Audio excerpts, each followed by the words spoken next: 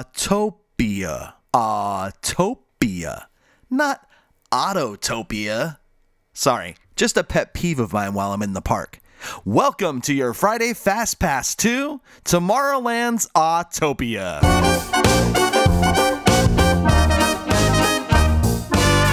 The Tomorrowland Autopia was an opening day attraction on July 17, 1955 at Walt's original theme park, Disneyland, in order to give guests of all ages the chance to get behind the wheel of their own vehicle, and is still in operation today.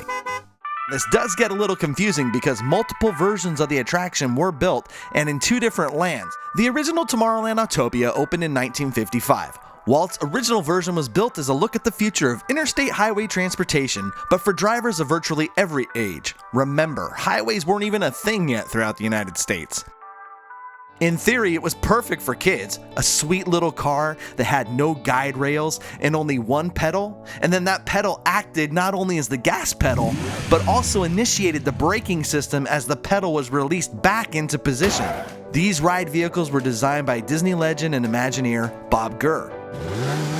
Due to the Tomorrowland Autopia's huge success, the Junior Autopia in Fantasyland was opened a year later. And then in 1957, a third track, the Midget Autopia, debuted about where Small World is today. This version was built by Aero Development specifically for little ones, as adults were not allowed to ride. This attraction was closed and then demolished in 1966 to make room for Small World, which was coming to Anaheim from its debut at the 1964 World's Fair in New York. The Junior Autopia closed in 1958 briefly and then reimagined in 1959 as the Fantasyland Autopia. In 2000, both Autopias were combined to make one large attraction complete with its own off-road section, and this announcement was combined with sponsorship from Chevron.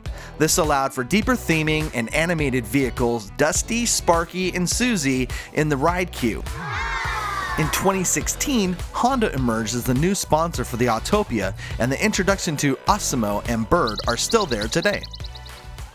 Our Friday Fastpass fun fact takes us back to the creation of the Autopia cars and the ride vehicles themselves. Bob Gurr was not an official Disney employee when he was commissioned to draw and design the initial renderings of the Autopia cars for Disneyland. Many happy twists and turns happened, but by December of 1954, Gurr is hired as an actual Disney Studios employee, drawing and developing ride vehicles for the Autopia and Main Street. The very first iteration of the ride vehicles didn't even have bumpers on them, and as Imagineers were testing the cars, realized this would be a big problem.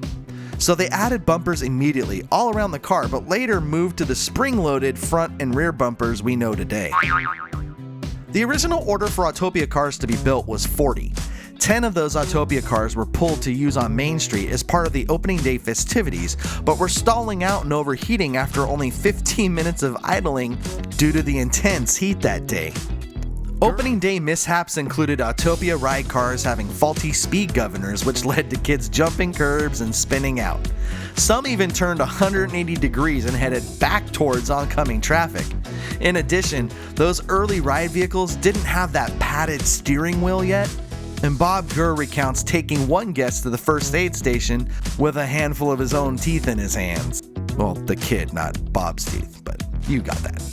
The ride vehicles went through several different versions with significant upgrades in the early years. In fact, they went through 6 all before 1964, and then in 1965 the center rail was added to the Tomorrowland Autopia, which brought along the 7th version of the Autopia cars. Those cars had a super sporty design and cost roughly $5,000 per vehicle to manufacture. Those Mark 7 Autopia cars were in use for 32 years until 1999. And it's time for today's trivia question. How many different body styles can you find to ride in on the Autopia today? If you like this video, please subscribe to our channel and press that notification bell because I will be providing these segments weekly. And if you learned something new or just enjoyed the video, please give it a like. Our next video will bring us to the happiest cruise to ever sail around the world. It's a small world. So be sure to press that notification bell so you are alerted when that video drops. But now, on to answer our trivia question. How many different body styles can you find to ride in on the Autopia today? And we'll even throw in a couple bonus points if you can remember their names and body styles too. The answer is 3! The body styles are still left over from the Chevron sponsorship and the year 2000 reimagining of the Autopia attraction, and they had names at the time. There was an off-road type vehicle named Dusty, a sports car named Sparky, and a VW Beetle type car named Susie. Well, that does it for us today. Thank you for watching, and we'll see you next week with your Friday Fast Pass.